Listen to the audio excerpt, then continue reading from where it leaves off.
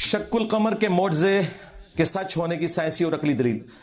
معجزہ اگر سائنٹیفکلی ثابت ہو جائے وہ معجزہ ہی نہیں ہے. یہ کہانیاں کرانی بند کریں. معجزے کا مطلب ہے عقل کو عاجز کر دینے والی چیز. میں نے معجزات کے اوپر 4 لیکچرز ریکارڈ کروائے ہیں, مسئلہ 131 ABCD,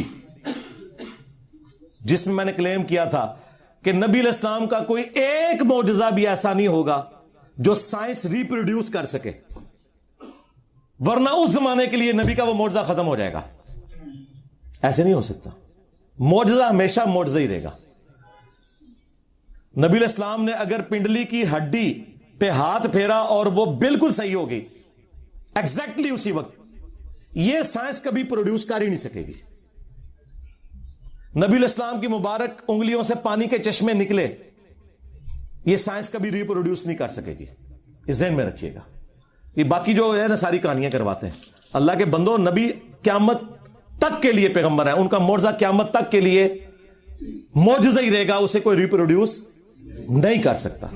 ہاں, سائنٹیفک تو جہاد بیان کرتے رہے, وہ آپ کا ایک شغل ہے تو آپ کرتے رہے, لیکن یہ چیز ریپروڈیوس کوئی نہیں کر سکتا. روزانہ نمازوں کو جمع کرنا کیسا ہے بھائی؟ یہ نبی علیہ السلام کی سنت کے خلاف ہے, سنی اور شیعہ دونوں کے ہاں.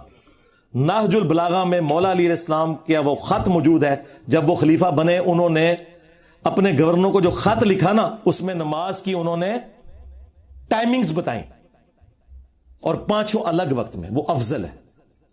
یہ آپ کی جب کبھی مجبوری ہو تو آپ نمازوں کو جمع کریں. جواز کی حد تک یہ چیز موجود ہے, لیکن ہم کبھی اس کی ترغیب نہیں دلاتے کہ آپ نے ہمیشہ یہ کرتے رہنا ہے. نہ شیعہ کے ہاں اس کی ترغیب ہے, نہ سنیوں کے ہاں. لیکن جو یہ غلو کیا ہے سنیوں نے کہ جمع نہیں کر سکتے, کوئی بہت بڑی مجبوری ہو جائے, یہ ہو جائے, وہ پتہ نہیں کیا کچھ بتاتے ہیں, وہ بھی بالکل غلط ہے. ٹھیک ہے, اگر آپ کی روزانہ کی مجبوری ہے تو آپ روزانہ جمع کریں. اگر آپ کی کلاسز, یونیورسٹی کی کلاسز کا ایشو ہے تو ٹھیک ہے, آپ زوروں سے کٹھی پڑھیں. ٹیوشن کا ایشو ہے, مغربی شاہ کٹھی پڑھیں, کوئی مسئلہ نہیں ہے. لیکن آپ کو کوئی ایشو نہیں ہے, خام خواہ آپ نے کرکٹ میچ کھیلنا ہے, ویڈیو گیم کھیلنی ہے, اس کے لیے نمازیں جمع کر رہے ہیں, تو یہ تو نہیں میں آپ کو کہوں گا. میرے والد صاحب کی قبر پکی ہے, کیا میں اس کو کچی کروا سکتا ہوں؟ جی فوراً کروائیں, توڑ کے اس کو کچا کروائیں, سنت اسٹیبلش کریں. مسلم میں حدیث ہے, ابو حیاج اسدی کہتے ہیں کہ مولا علی علیہ السلام نے مجھے کہا کہ کیا میں تجھے اسی کام پر مامور نہ کروں جس پہ رسول اللہ نے مجھے کیا تھا, کہ کوئی اونچی قبر دیکھوں زمین کے برابر کر دوں, اور کوئی تصویر دیکھوں تو مٹا دوں جو عبادت کی غرض سے بنائی گئی ہے.